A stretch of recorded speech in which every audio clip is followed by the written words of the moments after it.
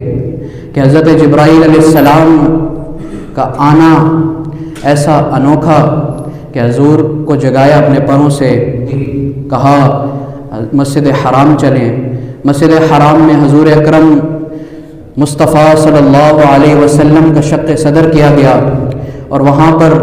حتیم اور حجر اسود کے درمیان بیر زمزم کے کنویں کے قریب جو ہے وہاں پر حضور اکرم صلی اللہ علیہ وسلم کا دل نکالا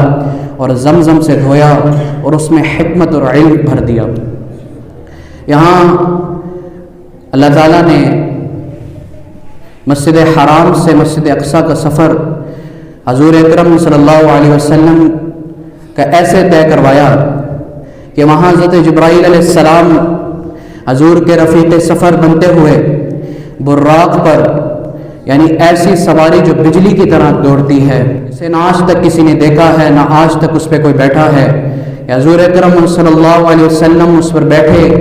اور براق سے مسجد اقصیٰ تک کا سفر تھا۔ درمیان میں حضور اکرم صلی اللہ علیہ وسلم کو روکا گیا اور کہا گیا کہ اس جگہ پر، اس مقام پر جہاں جو ہے باغات تھے، وہاں پر کہا گیا آپ 2 رکعت نفل ادا کیجئے۔ حضور نے 2 رکعت نفل ادا کرنے کے بعد پوچھا جبرائیل علیہ السلام سے کہ یہ کون سی جگہ ہے؟ تو حضرت جبرائیل امین علیہ السلام نے فرمایا کہ یا رسول اللہ، یہ وہی جگہ ہے جہاں آپ نے ہجرت کرنی ہے، یعنی یثرب جسے مدینہ منورہ کہا جاتا ہے۔ یہ تھے کہ حضرت یوسف کو بھی نکالا تھا، لیکن اللہ نے ان کو عزیز مصر بنا کر بتایا کہ اللہ قدیر بھی ہے، اللہ عزیز بھی ہے، اللہ سب کو دیکھنے والا حکیم بھی ہے اور بصیر بھی ہے، سب کو دیکھتا ہے اللہ، کوئی اللہ تعالیٰ سے نہیں چھپا ہوا۔ اللہ ہر کسی کے ان اللہ علیم بذات الصدور، اللہ دلوں کے اندر جانتا ہے کہ دلوں میں آپ کیا کر رہے ہیں۔ اللہ اعلانیہ بھی جانتا ہے، جو آپ اعلانیہ بولتے ہیں وہ بھی اللہ جانتا ہے، وما یسرون، جو آپ کے اندر دلوں میں جو آپ نے چھپائے رکھے ہیں وہ بھی اللہ تعالیٰ جانتا ہے۔ اللہ حکیم بھی ہے، بصیر بھی ہے، سمیع بھی ہے، قدیر بھی ہے، قوی بھی ہے، عزیز ہے۔ اللہ کے لیے کوئی مشکل نہیں، اللہ تعالیٰ جو چاہے کرے۔ یہاں حضرت یوسف علیہ السلام کو وہاں عزیز مصر بنایا۔ یہاں حضور کو یہ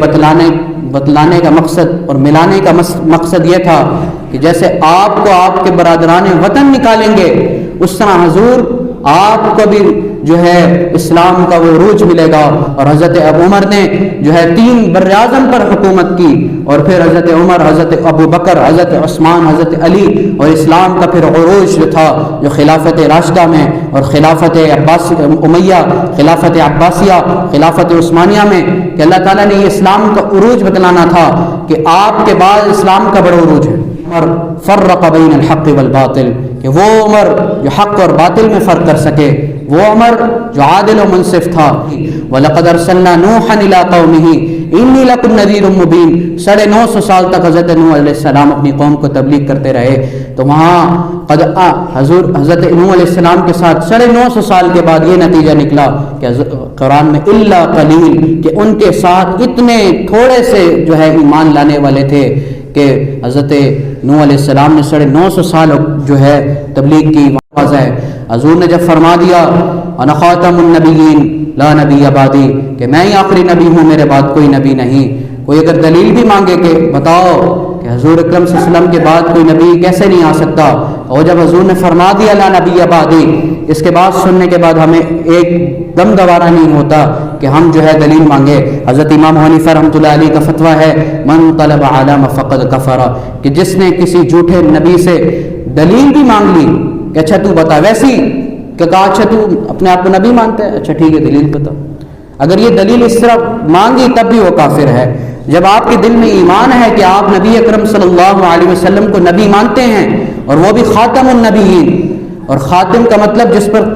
جو ہے نبوت ختم ہو رہی ہے، جس پر تکمیل نبوت ہے، اس کے بعد کوئی نبی نہیں، وہ نبی وہ رحمت للعالمین، کہ ہونا یہ نام تو کلیوں کا تبسم بھی نہ ہو، چمن دہر میں بلبل کا ترنم بھی نہ ہو، قوت عشق سے ہر پست کو بالا کر دے، دہر میں نام محمد سے اجالا کر دے۔ کہا اقبال نے کی محمد سے وفا تو نے تو ہم تیرے ہیں، یہ جہاں چیز ہے کیا لوح و قلم تیرے۔